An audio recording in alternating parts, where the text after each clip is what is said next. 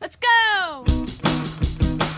Hi everybody, today I have my review and thoughts on the Urban Decay Naked 3 palette, and I first picked this up last month when it first came out at Sephora. I also own the Naked and Naked 2 palette, and just in case you're curious, because some people like one over the other, if you want to know my taste, I prefer the Naked 2 palette. This is the one that I reach for the most. The Naked 3 palette packaging is a lot like the Naked 2, same size and everything, except it comes with like a gold surface and it's not flat.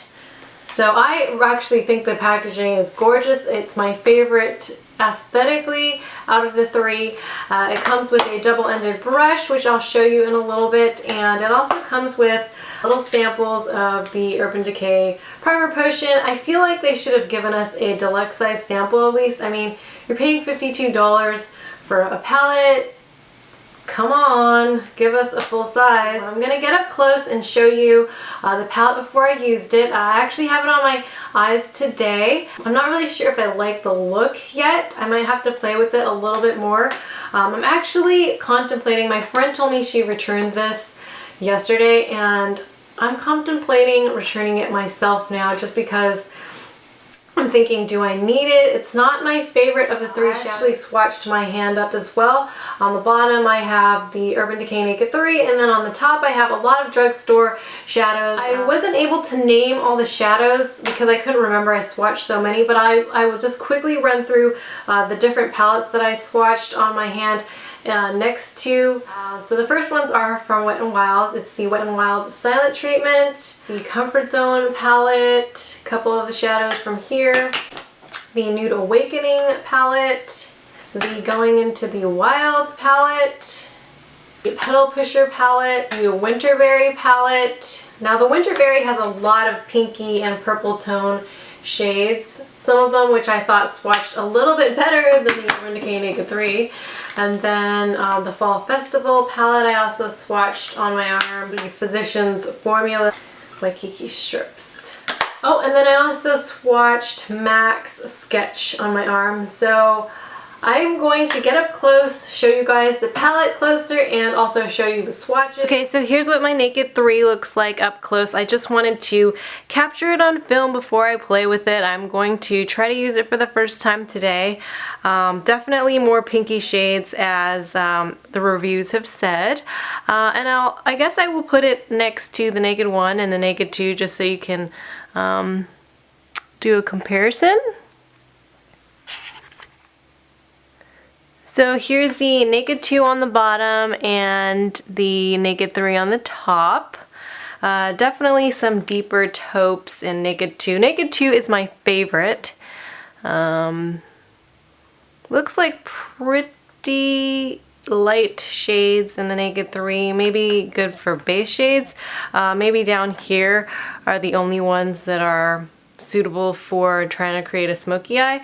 The Naked 2 is just perfect for creating a smoky eye. They're cooler tones than the Naked 1, but I really love it.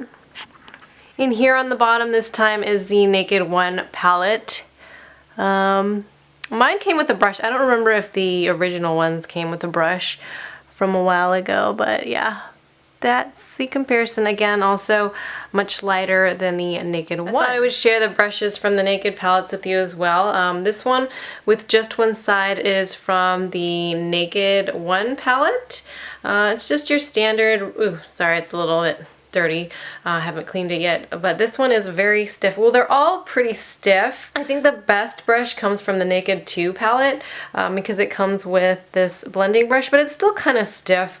I think I would prefer something looser to blend out my shadows. Then the other side is very similar to the one that came in the Naked 1, and then the Naked 3, the blender side is a slightly looser, but it's still same deal, a little bit tightly packed, and they're all about the same size, to be honest. So I went a little swatch crazy on my hand.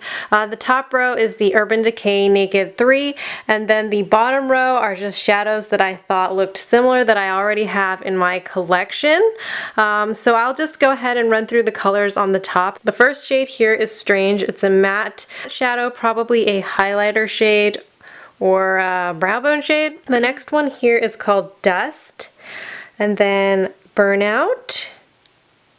And then here we have Limit. And then Buzz. And then here we have Trick. And then Nooner is also a matte shadow. Oh, I want to say this one here, Limit, is also a matte shadow. And then moving down we have Liar, Factory, and then down here a Mugshot. And then over here, Dark Side. And then the last one is Black Heart. Now Black Heart just screams Wet n Wild to me, so I actually went and swatched 3 Wet n Wild shadows. I really feel like Wet n Wild, they like to throw in that dark shade with a little bit of micro glitter. So these are from 3 different Wet n Wild palettes. So if you own Wet n Wild palettes, you probably have something like that already. This one, I think, came from the Nude Awakening palette from Wet n Wild. This one here is MAC Sketch. This really shimmery golden one is from Physicians Formula. It is the middle shade right here in the Waikiki strips. The next one came from Coastal Scents. I actually really like the Coastal Scents berry shade, and this came from the Winterberry palette. I don't remember which one I swatched. It's either this one, this one, this one, or this one, or this one, or possibly this one, but I really love the quality of these Coastal Scents shadows. They're excellent for a drugstore. I mean, take a look at that. It's just, they're so buttery and pigmented. I think this one also came from the Winterberry palette. This one, probably the Nude Awakenings, and then this one, this brow highlight, I think came from Nude Awakenings. There is one Coastal Scents that I absolutely love for a brow highlight. It's a little bit more skin tone than either of these. Let me show it to you. It is actually from their Fall Festival palette. Here it is. It's this top shade right here. Let me see. I don't really, yeah. This one just gives a gorgeous, natural looking highlight there, so I really like that. Still going to play with the palette a little bit longer. I'm trying not to makeup hoard as much, and so that's why I want to make sure that I like this palette before keeping it. Otherwise I should just return it, and that's pretty uncommon of me to think about returning a makeup palette. I thought I would try to do a video for you in case there's some of you out there who, should I buy it, should I keep it? What are your thoughts on Naked 3? I feel like this would really complement certain people's skin tones. I think I have a friend, Denise, who probably these colors would look gorgeous on her. Thank you guys for watching, and see you next time. Bye!